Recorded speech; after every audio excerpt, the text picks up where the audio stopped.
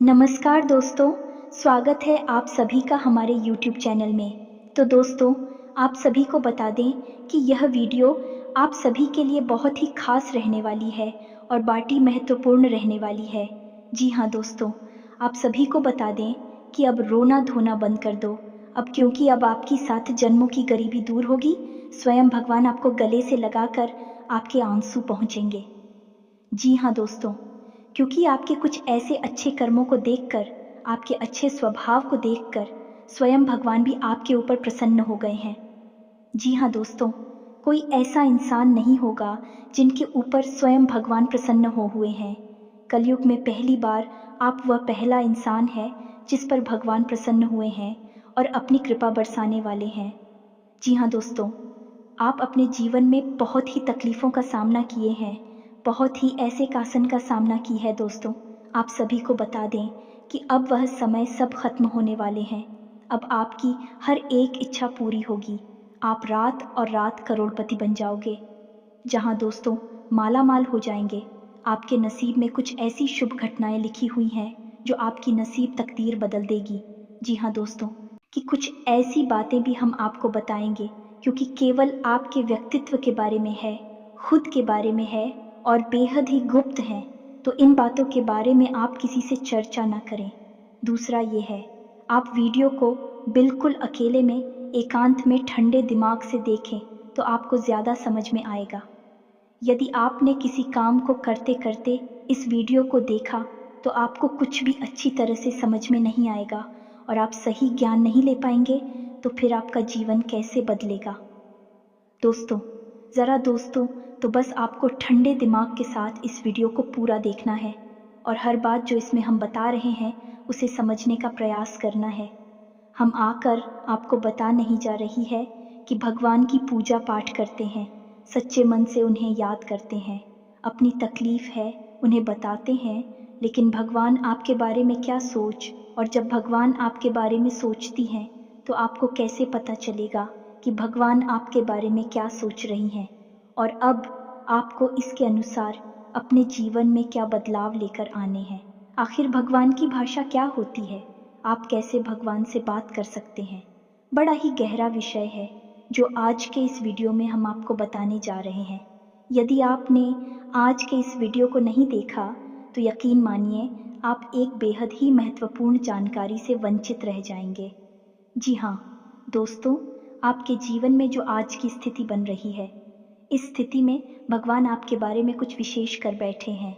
कुछ खास बड़ी घटनाएं आपके जीवन में घटित होने वाली हैं, लेकिन यदि आपने भगवान के द्वारा दिए जाने वाले संकेतों को नहीं समझाता, भगवान की भाषा को नहीं समझा, तो आप निश्चित तौर पर वही गलतियां करते रहेंगे जो आप लगातार करते चले आ रहे हैं।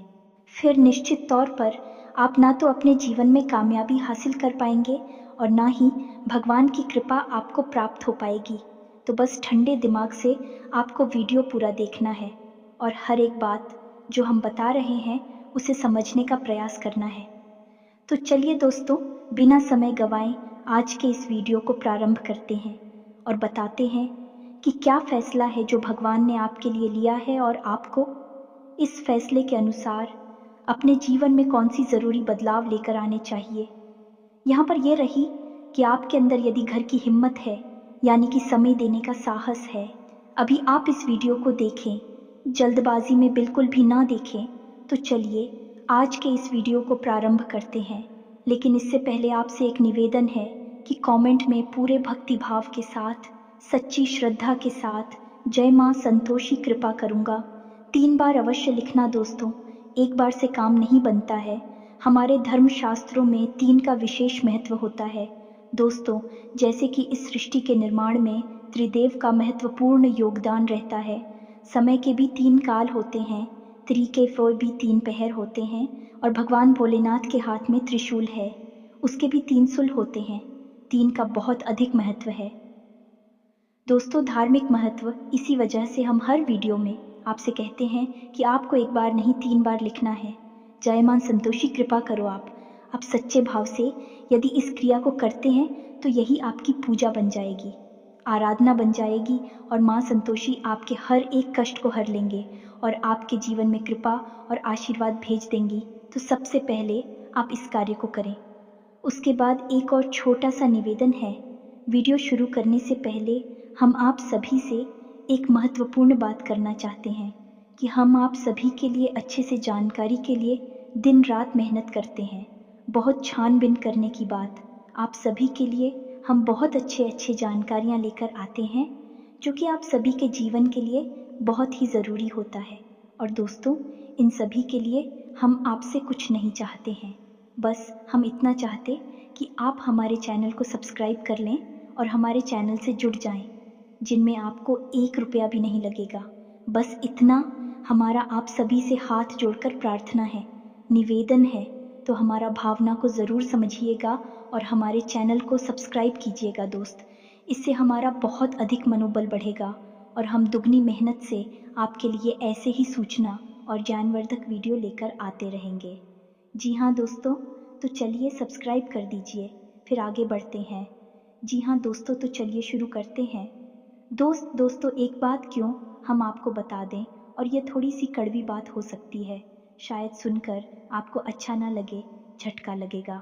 सबसे पहले हम आपको बता दें कि आपकी राशि के जातकों के जीवन में जो परेशानियां होती हैं, जो भी कष्ट होते हैं, उन परेशानियां कष्ट के लिए सबसे अधिक जिम्मेदार आप स्वयं ही हो। आपको लगता है ऐसा है कि कोई बाहर का इंसान का कोई अपना ही या कोई पराया इंसान आपको किसी न किसी बात से परेशान कर रहा है, या आपके जीवन में परेशानियां चल रही हैं, उतार चढ़ाव चल रहे हैं।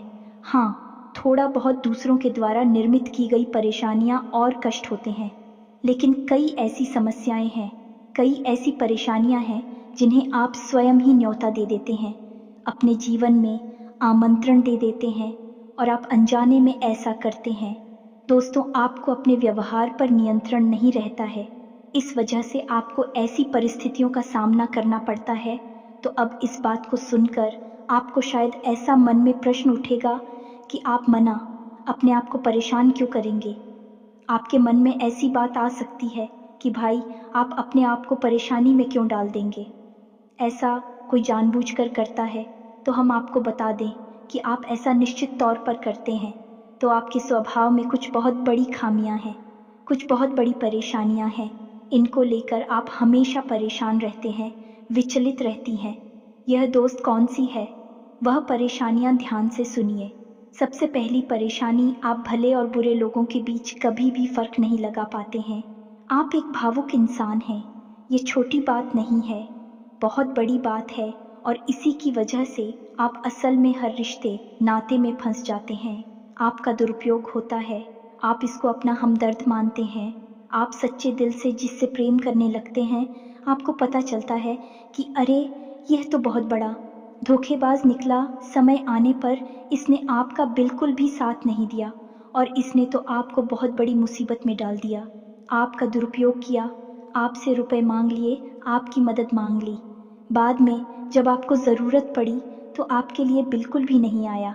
जब आपको ऐसा पता लगता है तो फिर आप दुखी हो जाते हैं, परेशान हो जाते हैं, फिर सोचते रहते हैं उसी इंसान के बारे में, और आपको लगता है कि इस इंसान ने आपको बहुत कष्ट पहुंचाया। ऐसा ही दोस्तों उन लोगों के साथ भी होता है जिन्हें आप अपना शत्रु मानते हैं।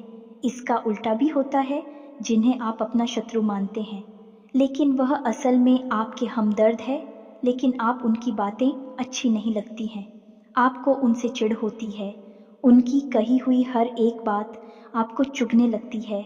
लेकिन असल में होता उल्टा है, अभी आपकी हमदर्द है। हो सकता है कि आपकी थोड़ी बहुत आलोचना करते हैं, आपके कार्यों में कमियां निकालते हैं, लेकिन भी आपको देख रहे हैं, आप पर नज़र रख रहे हैं, आपकी चिंता करते हैं। तो आपके अंदर जो कमियां हैं, उन कमियों को बताते हैं तो आप चले जाते हैं और आप उनसे दुश्मनी मोल ले लेते हैं। तो अपने जो आपकी हैं सच्चे वाले, उन्हें तो आप कभी पहचान नहीं पाते हैं, और जो नकली वाली अपनी है, क्योंकि मगरमच्छ के आंसू बहाते हैं, ढोंग करते हैं, नकाब लगाकर आपके आसपास घूमते रहते हैं, ऐसे लोगों को आप अपना समझते हैं और फिर आप परेशान होते हैं। इधर भी आपको परेशानी मिलती है और उधर भी आपको परेशानी मिलती है। तो ऐसी स्थिति में आप खुद अपनी परेशानियों के जिम्मेदार हुए या नहीं हुए, आप स्वयं विचार करिए।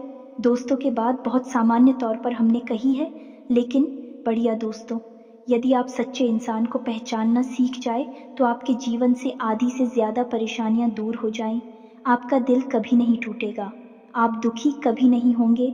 और आपके अंदर ही खूबी है कि यदि आप दुखी हैं तो आपका फिर किसी भी काम में मन नहीं लगता है और आप इतनी अच्छी तरह से कोई भी कार्य नहीं कर पाते हैं। आपके निर्णय उतनी मजबूत नहीं होते हैं। हमेशा आपका ऊर्जा का स्तर गिरा हुआ रहता है और आपके अंदर नकारात्मकता घर करने लगती है। फिर आपको हर बात बुरी लगने लगती है। जीवन भी बुरा लगता है तो थोड़ा आपको इस पर कार्य करना है। तो आप कैसे पहचाने ना दोस्तों, आपके अंदर एक छोटी सी कमी और भी है कि जब कोई इंसान आपकी बात काटने लगता है, आपका विरोध करने लगता है, तो अचानक से आपको क्रोध आने लगता है। और जब आपके मन में क्रोध उत्पन्न होता है दोस्तों, तो आपका जो भौतिक पल है वह कमज़ोर पड़ जाता है, यानी आपके विचार करने की क्षमता कमज़ोर पड़ जाती है। फिर आप भावना में बहकर जवाब दे नहीं लगते हैं और आप सही आकलन नहीं कर पाते हैं कि यह इंसान ऐसी बात क्यों कह रहा है, आपकी बात काट क्यों रहा है, आप में कमी निकाल क्यों रहा है। तो ऐसे में आपको अपने स्वभाव पर नियंत्रण करना है। जब कोई आपकी बात काट रहा है तो आपको क्रोधित नहीं होना है, रुक जाना है, ठंडे दिमाग से विचार करना है और उसके द्वारा कही गई बात को पूरी तरह से समझने का प्रयास करना है कि आखिर इसने ऐसी बात क्यों कही है। अगर आप यह करेंगे तो आप यकीन मानिए कि आप जिन्हें अपना शत्रु समझ रहे हैं, ऐसा समझते हैं कि यह आपके विरोधी हैं, हमेशा आपके अंदर कमियां निकालते हैं, कुतर्क करते हैं, असल में उनके ही अंदर आपको अपनी हमदर्द मिल जाएंगे। यह दोस्तों, आपकी शत्रुओं के अंदर आपको अपने मित्र मिल जाएंगे, अपने प्रेमी मिल जाएंगे। और ठीक इसका उल्टा भी है दोस्तों, जो लोग आपकी हर वक्त हाँ में हाँ मिलाते रहते हैं, आपकी चमचागिरी करते हैं, झूठी तारीफ ही करती हैं, आप वहाँ पर भी पिघल जाते हैं, आप हो जाते हैं और उनकी बातों में आ जाते हैं, उनकी हर बात को सत्य समझने लगते हैं। वहाँ पर भी आपको अपने ऊपर नियंत्रण रखना, भावनाओं में नहीं रहना है। और जब वह आपसे कोई बात कह रहा है, आपकी तारीफ कर रहा है और आपको विचार करना है। आप खुद इतने बुद्धिमान हैं कि आसानी से पता लगा लेंगे कि इस इंसान ने आपकी यहाँ पर झूठी तारीफ की है, वहीं उसकी पोल खुल जाएगी और आप समझ जाएंगे कि यह एक धोखेबाज इंसान है। इस स्वार्थ सिद्ध करने के लिए आपसे जुड़ा हुआ है, तभी आपकी अनाप शनाप तारीफें कर रहा है और आपसे अपना मतलब सीधा करना चाहता है। ये दो काम यदि आप करने लगेंगे, आप निश्चित तौर पर अपनी 50% से ज़्यादा, इन्हीं आधी से ज़्यादा अपनी तकलीफ़ों को अपने हाथों से दूर कर पाएंगे। दोस्तों, हम गारंटी देते हैं। बस यहाँ पर आपको सबसे बड़ा कार्य ही करना है कि कोई आपसे कुछ भी कहे, आपको तुरंत उसका जवाब नहीं देना है, तुरंत अपने मन में कोई विचार नहीं लाना है, थोड़ा रुक जाना है, फिर उसके बाद सोचना है कि ऐसा क्यों कहा, ऐसा क्यों किया है, कारण क्या था। जब आप विचार करेंगे तो आपको सारी बातें स्पष्ट तौर पर समझ में आ जाएंगे। इसी के साथ साथ दोस्तों, आपको हम बता दें कि आपके अंदर एक और बहुत बड़ी कमी है। इस कमी को आपको खाना बहुत आवश्यक है और वह कभी यह है कि आप आलसी हो जाती हैं। वैसे तो आप बहुत मेहनती हैं, लगन के साथ काम करते हैं और जब आप काम करने पर उतारू हो जाती हैं तो आपसे बेहतर कोई कार्य कर ही नहीं सकते। आपकी कार्य क्षमता बहुत ही अद्वितीय है, ये बात आप यकीन कर लीजिए दोस्तों। लेकिन अच्छाई के साथ हमेशा बुराई भी होती है। जहाँ आप ही बेहतरीन कार्य करता है, वही आपके अंदर ही खामी यह है कि यदि आप अलग करने पर आ जाएं, का रिपोर्ट डालने पर आ जाए, तो आप काम को इतना ज़्यादा टाल देते हैं, इतना ज़्यादा आलस दिखाते हैं कि फिर आप समय पर कार्य करने के लिए खड़े होते हैं। तब तक बहुत देर हो जाती है और आप कार्य में पिछड़ जाते हैं। आप याद करके देखिए दोस्त, हमारे कहने से कि आपने कई बार कार्य को इतना डाला, कितना डाला कि अंत में जाकर आप उस कार्य को सही समय पर कर ही नहीं पाए और वहाँ पर आपको सफलता मिल गई। कई ज़रूरी से ज़रूरी कार्यों को भी आप डालने लगे हैं, आलसी हो जाते हैं। बहुत बड़ी कमी है दोस्तों, आपको यहाँ पर भी विचारशील बनना है, समझना है अपने जीवन में कौन से कार्य ज़रूरी है, उन्हें सबसे पहले करना है। उन्हें भूल कर भी आलस नहीं करना है, और जो कम ज़रूरी कार्य में आप आदेश कर भी सकते हैं। दोस्तों, विचारशील बनेंगे तो ही आप इस कमी से दूर हो पाएंगे। कोई आपको नहीं बताएगा।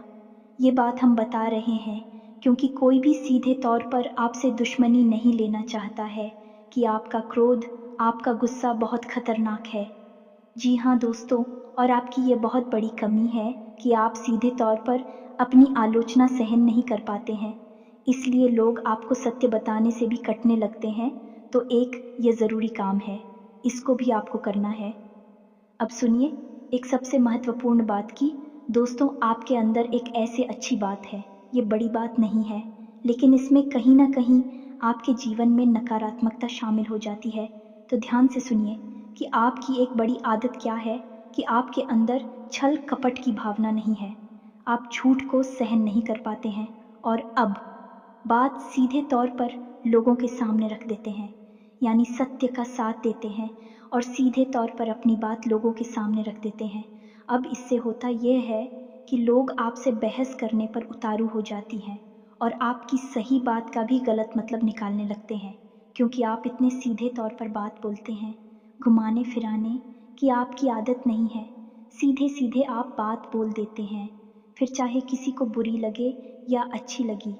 तो ऐसी में कई बार ऐसा होता है कि आप बहसबाजी को आमंत्रण दे देते हैं, लोगों के साथ में पड़ जाते हैं, और वह बहस कई बार इतनी बढ़ जाती है कि आपके रिश्तों में भी खटास आ जाती है और आपके जीवन में भी नकारात्मकता आ जाती है। कभी कभी तो बहस इस हद तक चली जाती है कि वह इस झगड़े का रूप भी ले लेती है। यहाँ पर आप थोड़ा सा चतुराई से काम लेना सीखना होगा। ज़्यादा सीधेपन से भी काम नहीं चलता है, और आपके मन में सत्यता है, आप उसे बना कर रखी है, लेकिन दुनिया में उस सत्यता का प्रदर्शन करने की कोई आवश्यकता नहीं है। आपको किसी से बहस नहीं करनी है। कोई झूठ बोल रहा है, गलत काम कर रहा है, उसे करने दो आप, कोई मतलब नहीं है दोस्तों। आप यदि उसे सुधारने में लग जाएंगे तो वह सुधरेगा तो नहीं, लेकिन आपके साथ पेश करेगा, झगड़ा करेगा और आपका भी जीवन, समय और दिमाग सब खराब कर देगा। तो यहाँ पर आपको थोड़ा सा सतर्क रहना है, और कब लोगों से बात करते करते, चर्चा करते करते बीच में से हट जाना है, ये आपको समझना होगा। याद रखिए दोस्तों, इस जंगल में सबसे पहले पेड़ काटे जाते हैं जो एकदम सीधे होते हैं। तो थोड़ा सा तो कभी जीवन में आवश्यक है, थोड़ी सी टेढ़े मेढ़े भी बन जाइए। दोस्तों, इस समय की मांग है, दूसरों को हानि पहुंचाने के लिए नहीं, अपनी रक्षा करने के लिए। दोस्तों, यकीन मानिए, भगवान श्री कृष्ण ने भी तो मानव को यही संदेश दिया है कि जब काम सीधे तौर पर ना बने तो थोड़ा सा चतुराई का साथ देना चाहिए, चतुर बन जाना चाहिए। तो यह सारी बातें थी कि आपको कहाँ कहाँ सुधार की आवश्यकता है। वैसे तो और भी बहुत सारी बातें हैं दोस्तों, लेकिन उन सबको करने लगे तो वीडियो बहुत लंबा हो जाएगा। तो जो ज़रूरी बातें थी वह हमने आपको बता दी है। आप इन पर कार्य करिए, निश्चित तौर पर बदलाव आएंगे। अब हम आपको बता दें कि आपकी राशि चक्र की एकमात्र कैसी राशि है जो भगवान की बहुत अधिक प्रिय होती है। ये दोस्तों, हम अपने पिछले कई वीडियो में भी इस विषय पर आपको बता चुके हैं, संकेत दे चुके हैं, लेकिन अब हम आपको बताने जा रहे हैं कि कौन सी संकेत होते हैं। मुख्य संकेत होते हैं जिनसे आपको यह पता लग जाएगा कि भगवान आपको बहुत अधिक प्रेम करते हैं, आपकी बात सुनते हैं और आपको भगवान की शरण में जाना चाहिए, तभी आपका उद्धार होगा।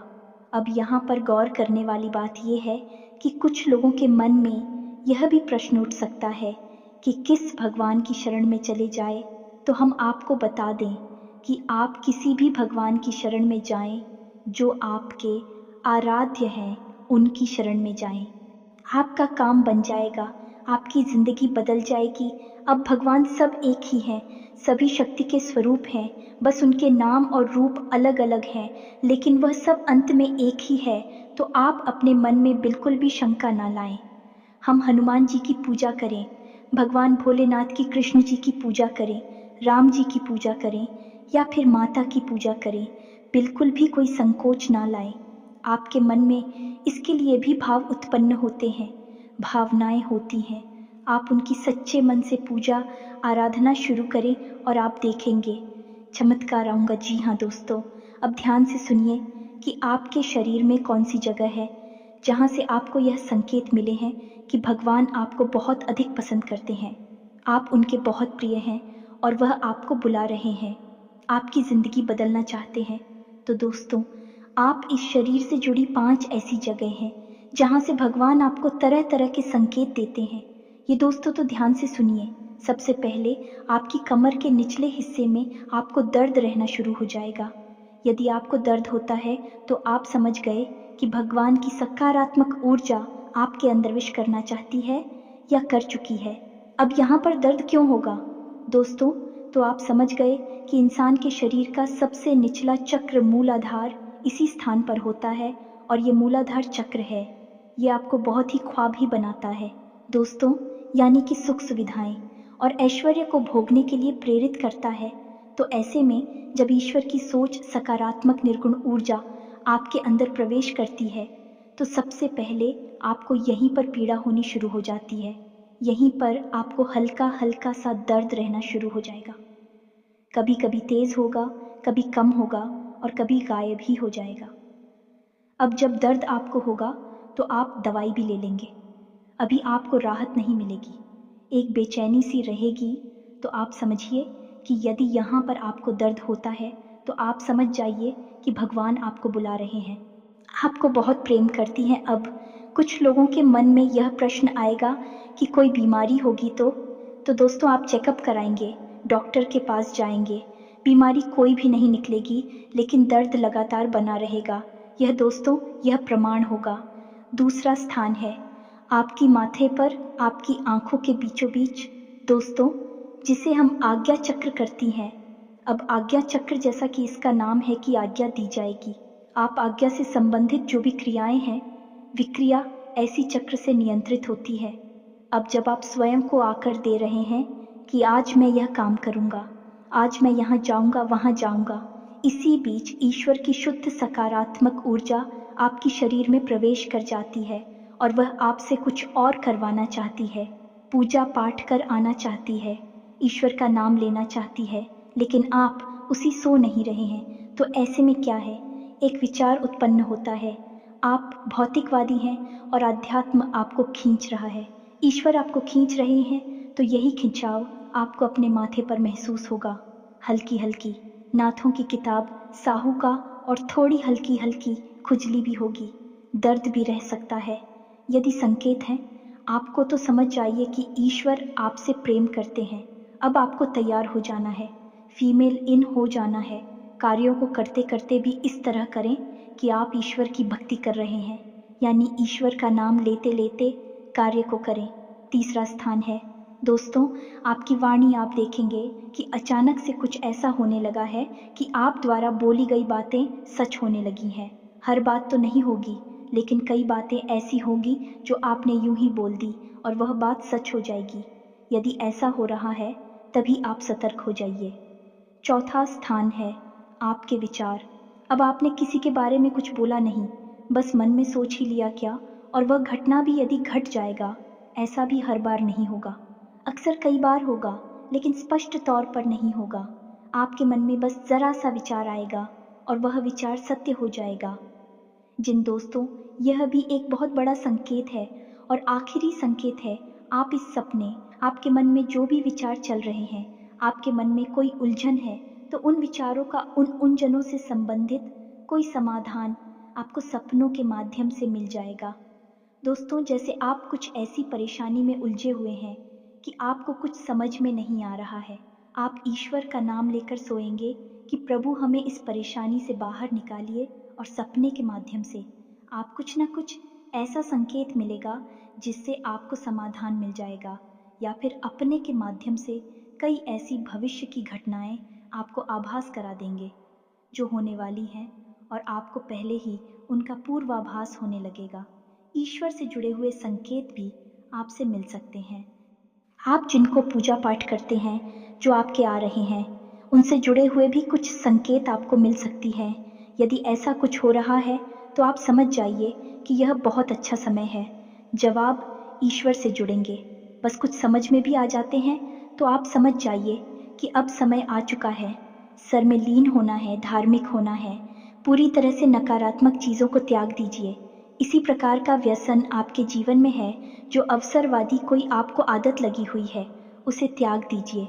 दोस्तों, अब समय आ गया है जब आपको बड़ा कदम उठाना है, ईश्वर से जुड़ना है, जो ईश्वर खुद आपको बुला रहे हैं। यदि आज आपने यह कदम नहीं उठाया तो फिर कभी मौका नहीं मिलेगा, कभी आपकी सद्गति नहीं होगी। तो अब आपको करना क्या है? कुछ लोग ऐसे में यह प्रश्न भी करेंगे या नहीं, उनके मन में यह सवाल भी उठेगा कि हम तो कामकाज में उलझे रहते हैं दिन भर, तो ईश्वर की आराधना कब करें, ईश्वर की कब पूजा पाठ करें, मंदिर में कब जाए। तो दोस्त, हम आपको बता दें कि पूजा पाठ करने के लिए यदि आपके पास समय है तो आप करिए, जितना समय है उतना करिए। मंदिर जाने का समय है तो जाइए, सर्वोत्तम है। इधर उधर बैठकर समय खराब करने से बेहतर है कि भगवान की शरण में चाहिए, मंदिर जाइए और वहाँ पर भगवान की शरण में बैठी है, आपका मन बहुत सुंदर हो जाएगा। दूसरा, यदि आपके पास समय नहीं है कि आप नहीं जा पा रहे हैं, मंदिर पूजा पाठ भी नहीं कर पा रहे हैं, तो कोई बात नहीं है दोस्तों, कर्म ही पूजा है। हमारे शास्त्रों में लिखा हुआ है, तो आप कर्म को ही पूजा समझकर करिए। ये दोस्तों आपकी जो भी आ जाते हैं, मानकर चलिए कि हनुमान जी आपके आराध्य हैं, तो आप जो भी कार्य करती हैं उस कार्य को हनुमान जी की पूजा मानकर करिए। या दोस्तों, आप अपने मन में विचार करें कि आप ऑफिस जा रहे हैं, तो घर से बाहर निकलने से पहले हनुमान जी को याद करते हुए हनुमान जी से कहना है कि प्रभु, आज का कार्य हम आपकी पूजा के तौर पर करेंगे और आपको समर्पित करेंगे दोस्तों, और शुद्धता के साथ करेंगे, जैसे कि मंदिर में हम आपकी पूजा करते हैं। कोई भी कार्य आप करिए, अपने दिन भर के सारे कार्य करिए, ईश्वर को समर्पित करें, उसकी पूजा मानकर करिए। इसीलिए तो कहा गया है, कर्म ही पूजा है, तो आप कर्म करिए। जब साधारण कार्य को यानी दैनिक क्रियाओं को भी ईश्वर को समर्पित करने के बाद किया जाता है, तो वह कर्म बन जाते हैं। और क्रिया में और करनी में फर्क किया है दोस्तों, की क्रिया केवल जीवन को चलाने के काम आती है, कर्म हमारी आत्मा को भी उच्च स्तर पर ले जाते हैं, हमें मुक्ति के द्वार तक ले जाते हैं, ईश्वर के और नज़दीक ले जाते हैं। दोस्तों, यदि आप दैनिक क्रियाओं को भी ईश्वर को साक्षी मानकर करने लगेंगे, तो भी दैनिक क्रिया साधारण क्रिया ही नहीं होगी, विक्रम बन जाएंगे, जो आपकी आत्मा को उच्च स्तर तक ले जाएंगे, ईश्वर से जुड़ जाओगे आप। अब इसमें भी यदि आपको एक कदम और आगे जाना है, तो फिर आपके कार्यों का जो नतीजा निकल रहा है, उस नतीजों को आप ईश्वर का प्रसाद मानकर ग्रहण कर लीजिए। आपको बिल्कुल भी दुखी होने की ज़रूरत नहीं है। आपने इस सच्चे मन से बहुत मेहनत से कोई कार्य किया, भगवान को साक्षी मानकर किया कि प्रभु आपकी पूजा कर रहे हैं, और आपको उसका अच्छा नतीजा नहीं मिला, मन के अनुसार आपको सफलता नहीं मिली, आपने जैसा सोचा था वैसा नहीं हुआ, तो आप उसी ग्रहण करिए ईश्वर का प्रसाद मांगकर।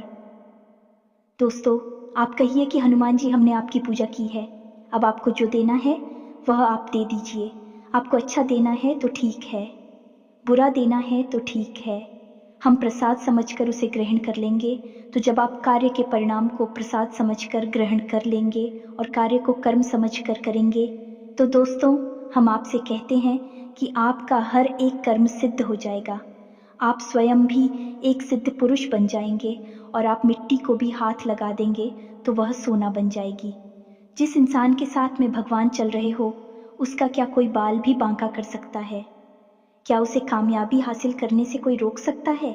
पांडवों के साथ भगवान श्री कृष्ण थी, और वह कितनी विशालतम सेना भी पांडवों का बाल भी बांका नहीं कर पाई। सभी कौरवों ने मिलकर हर प्रकार का षड्यंत्र किया, लेकिन कुछ नहीं बिगाड़ नहीं पाए, क्योंकि उनके साथ भगवान श्री कृष्ण थे कि हम दोस्त, तो आपके साथ ही भगवान रहेंगे। बस हमने आपको जैसा कहा है वैसा आप करिए, और आप चमत्कार देखिए। कुछ ही दिनों में आप हमें कमेंट करके बताना कि आपके जीवन में कैसे कैसे बदलाव आए। एक बात और जाते जाते हम आपसे कहना चाहेंगे दोस्तों, कि भगवान आपके अंदर क्या देखना चाहते हैं, आपने क्या कपड़े पहने हैं, आप कैसे इंसान हैं, आपकी जेब में कितना रुपया पैसा है, इससे भगवान को कोई मतलब नहीं है। भगवान त्रिकालदर्शी हैं, अंतर्यामी हैं, वह आपके अंदर झांक सकते हैं और आपके मन में क्या भावनाएं चल रही हैं। बस उन्हीं से भगवान का मतलब है कि आपके भाव से, आपकी भावना से भगवान को मतलब है। तो जैसे ही आपके भाव बदलेंगे, भावनाएं बदलेंगे, आपका भगवान से जुड़ाव और मजबूत हो जाएगा। तो उम्मीद है कि हमने जो जानकारी आपको दी है, आपको ये जानकारी अच्छी लगी है, पूरी तरह से समझ में आ चुकी है और इस जानकारी का कैसे प्रयोग करना है, अपने जीवन को कैसे बदल रहा है, यह भी आप अच्छी तरह से समझ चुके हैं। फिर भी यदि कोई प्रश्न आपके मन में उठता है तो आप कमेंट करके पूछिए, हम आपके प्रश्नों के जवाब देने की पूरी कोशिश करेंगे। इसी के साथ साथ आज की इस वीडियो में विराम देते हैं। कमेंट में पूरे भक्तिभाव के साथ जय मां संतोषी याद रखें, भाव का ही मूल्य है। माता जी आपके पास तो बच्चे भाव के साथ रखें। जय मां संतोषी, मां कृपा करो। एक प्यारा सा लाइक भी अवश्य करें। मिलते हैं अगले ज्ञानवर्धक वीडियो में। तब तक के लिए धन्यवाद। जय माता की।